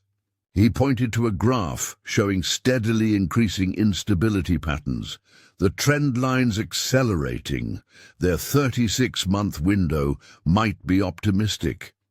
As if in response to his observation, the ambient hum suddenly intensified. The monitoring stations registered the change immediately, displays shifting from steady green indicators to cautionary yellow. A computerized voice announced, "Anomalous energy fluctuation detected. Containment field compensating. All personnel clear of Sector 3. We need to go, Jack said urgently, abandoning the computer. That automated announcement will trigger remote alerts. Someone will be checking the system. They exited the monitoring room just as the humming reached a painful intensity. The circular indicators around the containment door had shifted from stable green to pulsing yellow, the change accompanied by a subtle vibration in the floor beneath their feet, far stronger than what Olivia had felt from the surface. They retraced their path through the facility at a faster pace, no longer prioritizing stealth over speed. As they approached the final corridor leading to their entry point, a new sound echoed through the complex, the distinctive metallic clang of a security door opening in the distance. "Someone's coming," Jack whispered, pulling Olivia into a recessed utility alcove. Probably responding to the fluctuation alert, they pressed themselves into the shallow space as footsteps approached, multiple sets, moving with purpose. Jack and Olivia held perfectly still as the personnel passed their hiding place, catching glimpses of 3 individuals in white lab coats, accompanied by a 4th wearing the now familiar dark suit of government security. "Third anomaly this week," one lab-coated figure was saying, "and the strongest yet. Mercer wants full diagnostics by morning." "Field integrity dropped to 79% during the spike," another replied. "If this trend continues, we'll hit critical threshold." Well before projected timeline, the conversation faded as the group continued toward the containment section, leaving the corridor momentarily clear. Jack signaled, and they resumed their retreat, moving as swiftly as silence would allow. They reached the exit point without further encounters, carefully resecuring each door behind them to minimize evidence of their intrusion. Outside, the night air felt extraordinarily fresh after the sterile atmosphere of the underground facility. They retraced their earlier path through the woods, reaching Jack's truck without incident. Only when they were several miles from the property did either of them speak. "Richards was right," Olivia said quietly. "Whatever they're containing is becoming unstable." Quantum resonance. Jack repeated the term from the project documentation. "I'm not a physicist, but I know enough to understand that we're dealing with something far beyond conventional energy research. They've created or encountered some kind of quantum anomaly, something that requires active containment to prevent widespread effects." "Effects like what happened at Ravenwood," Olivia added. "Whatever that actually was, beyond the official story of a radiation leak." They drove in silence for several minutes, the implications settling heavily between them. Finally, Jack spoke again. "We have evidence now, concrete documentation of what's happening and the potential danger it presents. My contact on the Congressional Committee can use this to initiate a classified inquiry, force oversight protocols that they've clearly been avoiding." "Will that be enough?" Olivia asked. "If containment is already failing, will bureaucratic processes move quickly enough to matter?" Jack's expression remained grim. "It's our best option. Going public would be dismissed as conspiracy theory without credible validation, and we'd likely find ourselves detained before reaching any legitimate media outlets." He turned onto the Forest Service road leading back to his cabin. "We need to document everything we've learned while it's fresh, then make secure contact with my sources. The key is approaching this through official channels that can't be easily silenced or diverted." At the cabin, they immediately set to work. Jack connected his modified tablet to a secure system, transcribing their observations, while Olivia created detailed sketches of the facility layout, matching them against the photographs she'd taken of Richards's technical diagrams. Together, they reconstructed the essential information from the project documentation they'd viewed in the monitoring room. "Your property was chosen deliberately," Jack noted as they worked. "The original quantum experiment was conducted in that location because of unique geological features that somehow amplified or contained the effects. When the anomaly stabilized, instead of dissipating as expected, they built the permanent facility around it. Using private ownership as cover," Olivia added. "A seemingly normal farmhouse with an elderly couple, then a series of owners who either cooperated or were pressured to leave." "Exactly." Jack pulled up historical satellite imagery on his system, indicating subtle changes to the landscape surrounding the property over decades. "See these access roads that appear and disappear between images, construction phases. The main facility expanded several times between 1975 and 1992, always disguised as agricultural activities or environmental remediation projects. Dawn was approaching by the time they completed their documentation. Jack secured the materials in a hidden compartment beneath the cabin's floorboards, then prepared a separate data package on an encrypted drive. "This goes to my contact in D.C., he explained. "Former Marine who works for Congressman Whitaker on the Armed Services Committee. He can initiate a classified inquiry without public disclosure." Olivia watched him work, the reality of their situation becoming increasingly clear. "I can't go back to the property, can I? Not after what we've discovered." Jack paused, considering her question carefully. "You could. Sign their non-disclosure agreement? Pretend you know nothing about the actual facility? Live your life with periodic inspections and the knowledge that something potentially catastrophic is developing beneath your feet?" His expression softened slightly. "Or you could stay here until we've made contact with my sources. The cabin has a guest room. It's not much, but it's secure." The offer was pragmatic rather than personal, but Olivia appreciated it nonetheless. "Thank you.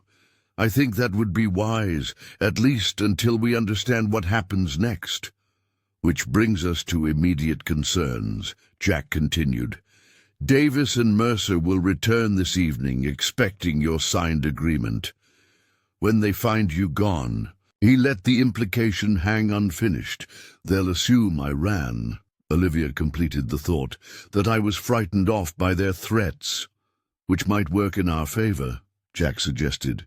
"If they believe you've simply abandoned the property out of fear, they have no reason to suspect you've accessed the facility or documented their operation. They'll focus on securing the property rather than pursuing you. Unless they check with the neighbors and discover I came here," Olivia pointed out. Jack shook his head. "Nearest neighbor besides me is the Williams place, 5 miles west. They're in Arizona for the winter, and I've cultivated a carefully non-threatening persona with agencies over the years. The harmless veteran with conspiracy theories no one takes seriously." "That's been deliberate," Olivia realized. "Your appearance, the isolated cabin, everything designed to seem like the stereotypical paranoid recluse. Makes it easier to continue my research without serious interference," Jack acknowledged with a hint of a smile. "They check on me occasionally, humor the crazy old vet, but never consider me a credible threat to their operations." Despite the gravity of their situation, Olivia found herself admiring his long-term strategy, the patience and foresight required to maintain such a persona while methodically gathering evidence year after year. "What about my truck?" she asked, practical concerns asserting themselves. "It's still at your turn-off. We'll move it after daybreak," Jack decided. Park it at the bus station in town. Let them think you got spooked and left the area entirely. The eastern sky was lightening, the first tentative rays of dawn filtering through the pines surrounding the cabin. Exhaustion suddenly claimed Olivia. The accumulated stress and sleep deprivation of the past 24 hours crashing down now that the immediate danger had passed. Jack noticed her fatigue. "Guest room's through there." He indicated the door to the left of the main living area. "Get some rest. We've got a narrow window to implement our strategy before they realize something's wrong." The small bedroom was as Spartan as the rest of the cabin. Single bed with wool blankets, dresser, window, overlooking the surrounding forest. Olivia sat heavily on the edge of the mattress, the events of the previous day and night crowding her thoughts despite her exhaustion. She had arrived at her property with such straightforward intentions: restore a dilapidated farmhouse, build a simpler life away from urban complexities. Instead, she found herself entangled in what appeared to be a decades-long government operation containing some kind of quantum anomaly with potentially catastrophic implications. The irony wasn't lost on her. She had sought connection to something tangible, something real that she could shape with her own hands. What she'd found was perhaps the most intangible threat imaginable: quantum energies, containment fields, anomalous phenomena that defied conventional understanding. Through the window, the Montana wilderness stretched endless and indifferent, beautiful in the dawn light. Somewhere beneath that tranquil landscape, a facility hummed with activity, monitoring forces powerful enough to warrant decades of secrecy and apparently serious enough to potentially require regional evacuation. Richards had tried to warn whoever came after him. Now that warning had found its recipient, 45 years later, in the hands of a schoolteacher who had simply wanted a fresh start. The question that remained, as Olivia finally surrendered to exhaustion, was whether that warning had come in time. Olivia woke to the sound of quiet conversation from the main room of the cabin.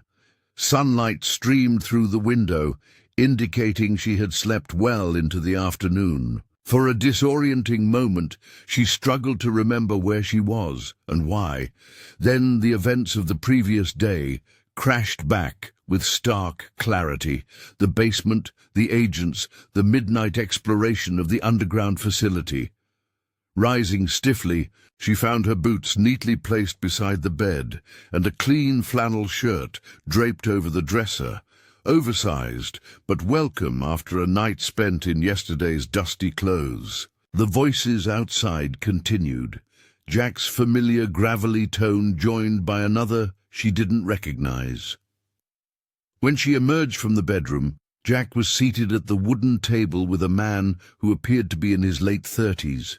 Trim build, military short, haircut, the disciplined posture of someone with formal training. Both men looked up as she entered. "Olivia," Jack acknowledged with a nod. "This is Calvin Reed, former Force Recon, now works security for Congressman Whitaker. I called him this morning." Reed studied her with measured assessment. "Ma'am," he greeted her, rising briefly. "Jack's filled me in on your situation, quite. The welcome to Montana. You got here quickly," Olivia observed, accepting the mug of coffee Jack offered. "I was already in Helena for a regional security conference," Reed explained. Fortunate timing. Jack's message suggested this couldn't wait for conventional channels. Jack indicated the documents spread across the table, their notes from the previous night, along with additional materials Reed had apparently brought with him. "Calvin has clearance to access certain classified files. He's provided some context for what we discovered." Project Echo isn't unknown within specific oversight committees, Reed confirmed. It's classified, but appears in appropriations reviews and security assessments. What isn't widely known, even among those with clearance, is the actual nature of what's being contained, or the degrading condition of the containment systems. The 82% efficiency we saw in their monitoring system, Olivia recalled, declining from 94% in recent years. Reed nodded. That level of detail isn't included in the briefings Congressman Whitaker receives. The project is consistently presented as stable, fully controlled, with contingency measures described as routine precautions rather than actively developing concerns. Deliberate obfuscation, Jack suggested. Most likely, Reed agreed. It's an old facility with aging systems containing something potentially dangerous, not the kind of situation that attracts positive budget attention or career advancement for those managing it. Easier to maintain the status quo, report only what's necessary, and hope the problems resolve themselves, or at least don't escalate. On your watch. But they are escalating, Olivia pointed out. We saw the emergency response last night. They're having increased anomalies, stronger ones. Reed's expression tightened. That's the critical information. Degrading containment, with increasing incident frequency, suggests systematic failure rather than isolated events. That changes the security calculus considerably. How so? Jack asked.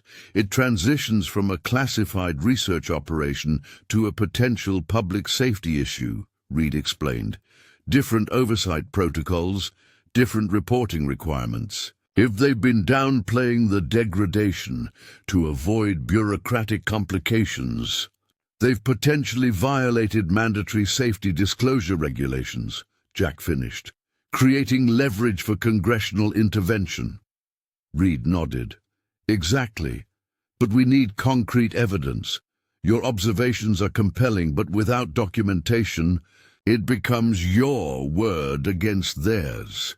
I managed to download some system logs while we were in the monitoring room, Jack said, retrieving a small device from his pocket. Basic data, nothing comprehensive, but it shows the containment field fluctuations and degradation timeline. Reed accepted the device with evident surprise. This is significantly helpful. How did you access their systems without triggering security protocols? A ghost of a smile crossed Jack's weathered face. Some skills don't fade with time. Olivia watched this exchange with growing hope. Reed clearly took their situation seriously, and his connection to congressional oversight offered a legitimate path forward that didn't involve public exposure or direct confrontation with the agencies involved. "What about my property?" she asked. "Davis and Mercer will be returning this evening, expecting my signed agreement." Reed considered this. Your disappearance creates a procedural problem for them. Standard protocol would be to secure the property, report the breach, and initiate limited search parameters. But if they believe you've simply fled out of fear, they'll likely focus on containment rather than pursuit. That's what we were hoping, Jack confirmed. It's a reasonable assessment, Reed agreed. However, there's one complication we need to address. He turned to Olivia. Your truck. We need to create the impression you've left the area entirely. We discussed moving it to the bus station in town, Olivia said. Reed shook his head. Too obvious, and they'll check transportation records immediately. Better to make it appear. You attempted to leave in haste, but encountered difficulties. He glanced at Jack. Is there somewhere within hiking distance of the main road where a vehicle might plausibly become stuck? Somewhere a driver unfamiliar with the area might attempt to navigate in darkness? Jack considered this.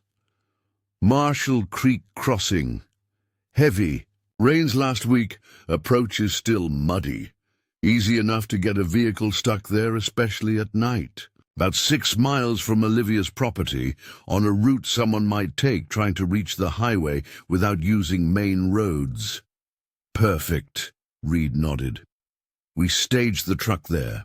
Make it appear you attempted to flee cross-country, got stuck, and then presumably continued on foot. They'll waste valuable time searching in that direction while we implement our strategy. The plan took shape over the next hour. Detailed, methodical, accounting for multiple contingencies. Reed would return to Helena with their evidence, make secure contact with Congressman Whitaker, and initiate a classified inquiry through appropriate channels. Jack would establish a false trail, suggesting Olivia had fled east toward the interstate. Olivia herself would remain at the cabin, effectively disappearing until formal intervention was underway. The critical timeline is the next 72 hours, Reed explained. Once Whitaker initiates inquiry protocols, certain protections automatically activate. Any action against individuals who've provided evidence becomes significantly more complicated for the agencies involved. And until then? Olivia asked. Until then, we maintain operational security, Reed replied, the military precision in his language revealing his background. No electronic communications, no predictable movements, no contact with anyone who might inadvertently reveal your location. The afternoon sun had begun its westward descent by the time they prepared to implement the first phase of their plan. Reed departed first, taking the secure data package and system logs that Jack had extracted from the facility. His parting words carried both reassurance and caution. Trust the process, but stay vigilant. The system works when properly activated, but the transition period carries inherent risks. Once Reed had gone, Jack and Olivia prepared to move her truck to the Marshall Creek crossing. The location he had suggested was indeed perfect. A remote Forest Service road that crossed a normally shallow creek, now swollen with recent rainfall. The muddy approach would easily trap a vehicle driven by someone unfamiliar with local conditions, especially at night. We need to make this convincing, Jack explained as they prepared to leave. Personal items scattered as if you left in a hurry. Some supplies missing, but others left behind. The impression of someone panicking rather than making a calculated disappearance. They took his truck to retrieve Olivia's vehicle, then drove separately to the crossing, Jack following behind to provide transportation back to the cabin once her truck was suitably positioned in the mud. The staging took nearly an hour. Jack directed the precise placement of the vehicle, ensuring it appeared genuinely stuck rather than deliberately abandoned. Olivia scattered selected personal items around the driver's side, a water bottle, map, flashlight with dying batteries. Now suggesting a hasty exit under difficult conditions. Now footprints, Jack instructed. Head toward the tree line as if you continued east on foot. Strong impressions at first, then gradually lighter, as if you were being careful about leaving. A trail. Olivia followed his guidance, impressed by the attention to detail. This wasn't Jack's first experience creating false evidence, she realized. His military background clearly involved operations that went well beyond standard communications work. That should do it, he finally nodded, surveying their handiwork with critical assessment. Anyone tracking you will follow this trail at least initially. By the time they determine it's false, Reed will have initiated official protocols. The sun was setting as they returned to the cabin, casting long shadows through the pines. Jack maintained a watchful silence, his attention divided between the forest around them and the road ahead. It wasn't until they were inside with doors secured that he spoke again. "Davis and Mercer will be at your property by now," he noted, checking his watch. "Standard procedure would give you until morning to return with the signed agreement before." Escalating to security protocols. "Then what?" Olivia asked. "They'll enter the house, confirm you're not there, and initiate Phase 1 search parameters, checking outbuildings, immediate surroundings, obvious departure routes." Jack moved to the window, scanning the darkening forest with habitual caution. When that yields nothing, they'll expand to Phase 2, contacting local transportation hubs, checking nearby properties, reviewing surveillance footage from area. "Cameras, which will eventually lead them to your cabin," Olivia concluded. "Eventually," Jack acknowledged, "but not as a priority location. Remember, they think I'm just the harmless neighbor who stopped by to welcome you. They have no reason to suspect my involvement or your presence here." He drew the curtains as complete darkness settled outside. "Rest assured, they're very good at what they do. But so am I, and more importantly, we've now engaged legitimate oversight through Congressman Whitaker. That changes the equation significantly." As night deepened around the cabin, Olivia found herself in the strange position of both fugitive and whistleblower, hiding from government agents while simultaneously working through proper channels to expose potential misconduct. The contradiction might have been darkly humorous under different circumstances. "The facility beneath my property," she said after a period of silence. "What do you think they're actually containing down there?" "All the documents mentioned was quantum resonance resulting from some experiment." Jack had been cleaning his rifle, the methodical process seemingly as much meditation as maintenance. He paused, considering her question carefully. "I've had decades to research similar incidents," he finally replied. "Ravenwood in 62, Groom Lake in 78, Montauk Point in 83. Different locations, different cover stories, but similar patterns. Experiments involving quantum mechanics, unexpected results, permanent containment facilities established." He reassembled the weapon with practiced efficiency. "My working theory is that certain types of quantum experimentation create tiers, for lack of a better term, places where the conventional rules of physics become unstable. The kind of phenomenon that, left unchecked, could theoretically expand beyond containment." "Expand to what extent?" Olivia asked, though she suspected she already knew the answer. "Potentially without limit." Jack's expression remained calm, despite the gravity of his words.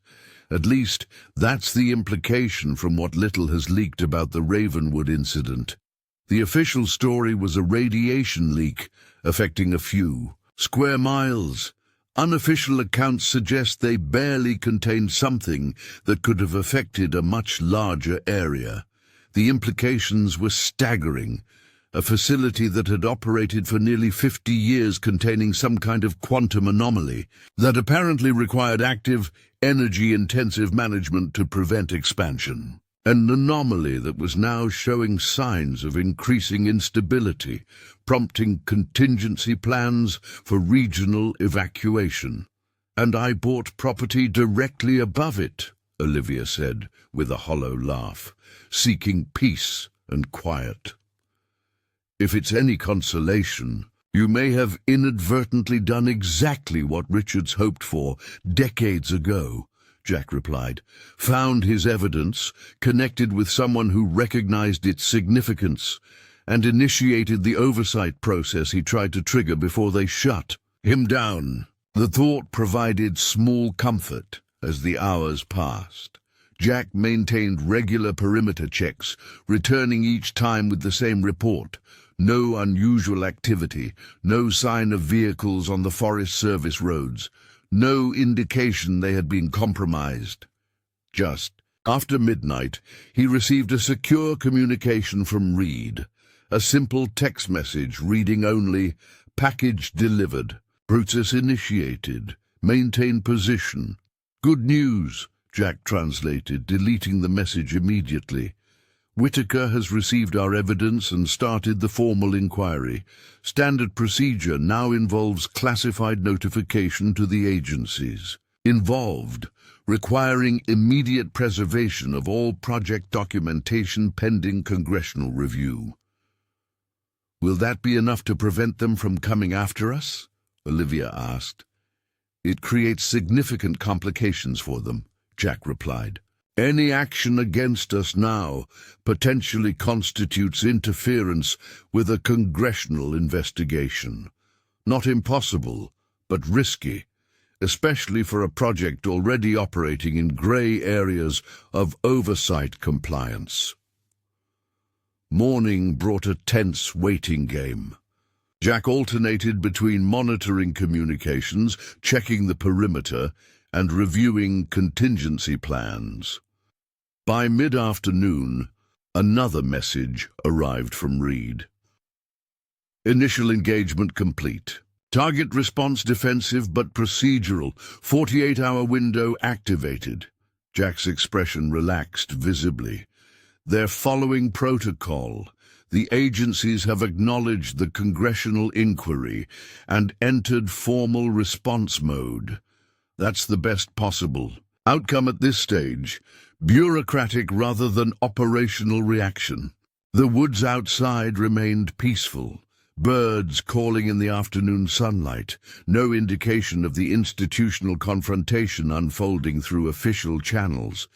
The disconnect between their tranquil surroundings and the high-stakes procedural maneuvering occurring in distant offices struck Olivia as surreal. What happens during this 48-hour window? She asked. Formal documentation preservation, preliminary response preparation, internal assessment of potential liability, Jack explained. Standard damage control protocols. More importantly for us, it means they're proceeding through official channels, rather than taking direct action to silence potential whistleblowers. As evening approached, Jack suggested they review footage from the surveillance cameras he had installed at strategic locations around his property, an early warning system he had maintained for years. The monitors showed nothing unusual until they reached the camera positioned near the main access road, which had captured a black SUV passing slowly about 2 hours earlier. Davis and Mercer, Jack confirmed, zooming in on the vehicle. Phase 2 search parameters, checking nearby properties. Notice they didn't turn onto my access road, just a drive-by assessment. Why wouldn't they come speak with you? Olivia asked. If they're looking for me, wouldn't the neighbor who welcomed me be an obvious person to question? They would, if they were conducting a standard missing persons investigation, Jack agreed. The fact that they didn't approach directly suggests they're operating under heightened security protocols, minimum contact, surveillance prioritized over direct inquiry. He switched to another camera view, which means we can expect more. Sophisticated monitoring within the next 24 hours, thermal imaging equipment, drone surveillance, possibly signal intelligence if they've escalated to that level. The matter-of-fact way he outlined these possibilities spoke to years of experience, anticipating and countering such measures. Olivia was beginning to understand that Jack Holloway was far more than the retired veteran he appeared to be. His knowledge of counter-surveillance techniques and government security protocols suggested a background that extended well beyond standard military service. You weren't just regular force recon, were you? She asked directly. Jack's weathered face revealed nothing. Let's just say I served in capacities that provided relevant experience for our current situation. He checked his watch. We should prepare for nightfall. That's when they'll likely conduct their more thorough surveillance sweep. The preparations were meticulous. Jack activated what he called countermeasures, systems designed to mask thermal signatures, create false readings on scanning equipment, and generally complicate remote surveillance efforts. The cabin, Olivia realized, had been constructed with such scenarios in mind: multiple layers of insulation that blocked heat signatures, strategic placement that utilized natural terrain features for concealment, even materials selected to minimize detection. 48 hours, Jack reminded her as darkness fell once again. That's our critical window. After that, congressional oversight protocols fully engage, and any action against us becomes significantly more complicated for the agencies involved. Olivia nodded, settling into what had become their evening routine. Minimum movement, no unnecessary lights, voices kept low. The waiting was perhaps the most difficult part. The knowledge that systematic efforts to locate her were underway, professionals with extensive resources methodically expanding their search parameters. "What made you choose that property?" Jack asked unexpectedly, breaking the extended silence. "Out of all the possible places for a fresh start, why that particular homestead?" The question caught Olivia off guard, its normalcy a stark contrast to their current circumstances. "It was within my budget," she replied after a moment. "Remote, but not completely isolated. Good southern exposure for a garden. Honestly, it just felt right when I saw the listing. Something about the house itself, as if it had potential no one else had recognized." "Interesting," Jack murmured. Richards's journals suggested he felt something similar when he first purchased it, a connection to the land that he couldn't quite explain. Before they built the facility, before Project Echo. "You think that's significant?" Jack shrugged. "Could be coincidence, could be something about the location itself, the same unique properties that made it suitable for their quantum experiments might create some kind of psychological response in certain people." He smiled slightly at her expression. "Just a theory. Decades watching that property have led to many such speculations."